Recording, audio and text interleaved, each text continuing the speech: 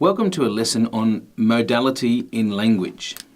Now, the first thing I want to point out is that we're talking about modality in language, which is different to modality in visual literacy.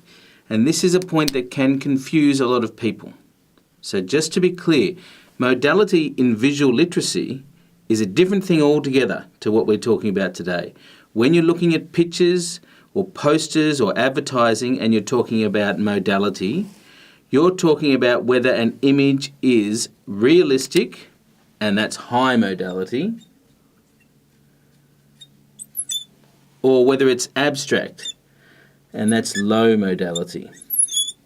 So a photograph is high modality, whereas a very sort of sparse cartoon might be low modality. So that is modality in visual literacy. But we are talking about modality in language.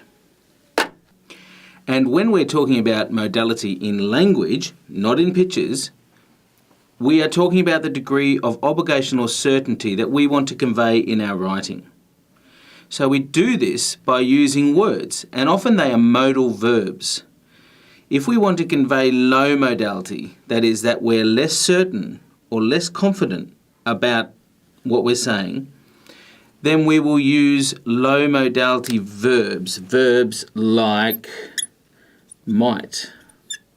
It might happen. Could. It could happen.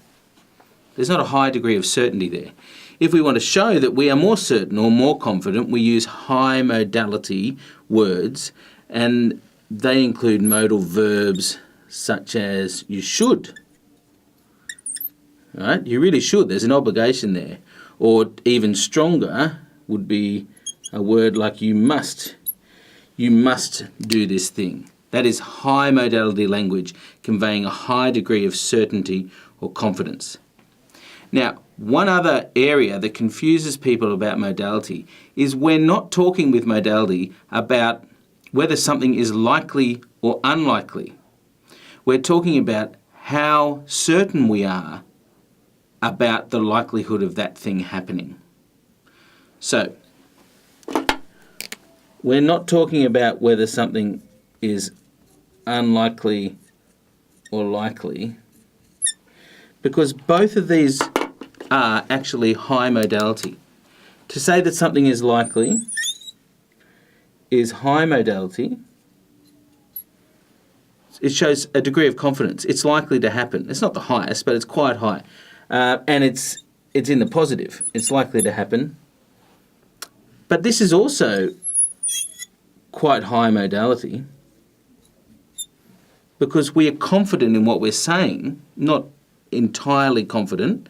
There's some degree of doubt, but we are quite confident. So we're saying it's unlikely. It's just that it's in the negative.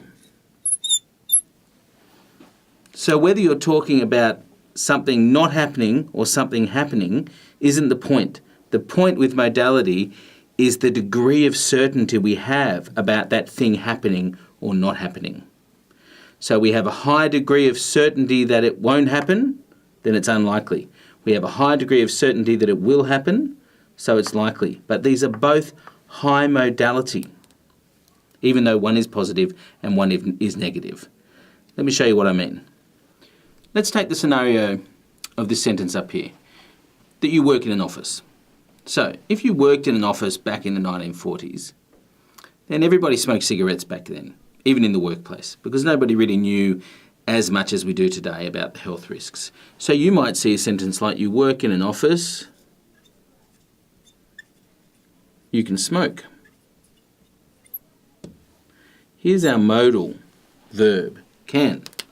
And in this case, it's high modality. It's saying you can. It's not the highest, but it's high. So we'll put an H for high. Okay, and it's positive. It's not saying you can't, it's saying you can. So it's high modality and it's positive. And it's showing us the possibility that you can smoke. Okay, fast forward to the 1980s. So in the 1980s, people knew a lot more about the risks of smoking and how dangerous it was. And in some offices, it was probably frowned upon, even though it was still allowed.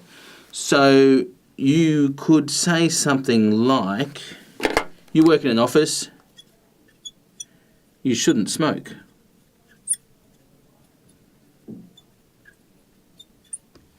Okay, here is our modal word, and in this case, it's again high modality, saying you shouldn't, this is something that you shouldn't do, but this time it's in the negative. You shouldn't smoke. Of course, you might still smoke because there's no sort of laws preventing it. So you could say you work in an office, you might smoke. And this is in the positive, as in you might smoke. It's not saying you might not. But it is lower modality. It's just saying you might smoke. So you work in an office, but given that people know that it's bad for you, you might or you might not. So this is low modality. Okay, let's fast forward again to the 1990s. Let's say that you work in a company where their company policy is no smoking in the office because it's bad for all of the employees. But there still aren't strict laws about this.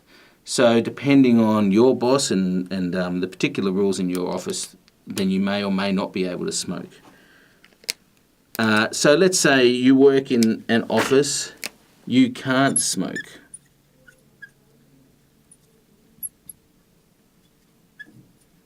Because the company policy is that you can't smoke. But like I said, there might be wiggle room depending on your particular boss and the rules that he or she enforces. So can't smoke is high modality and it's in the negative. So you can smoke, high modality positive. You can't smoke, still high modality, it's just it's in the negative. But it's not the highest modality. So if we fast forward to today, when there are strict laws and really steep fines and punishments for any bosses that allow their workers to smoke in the office, or anyone that smokes in an office, then we need the highest modality one that we can come up with. So you would have a sentence like, you work in an office, you must not smoke. Okay. Very high, let's say very high modality.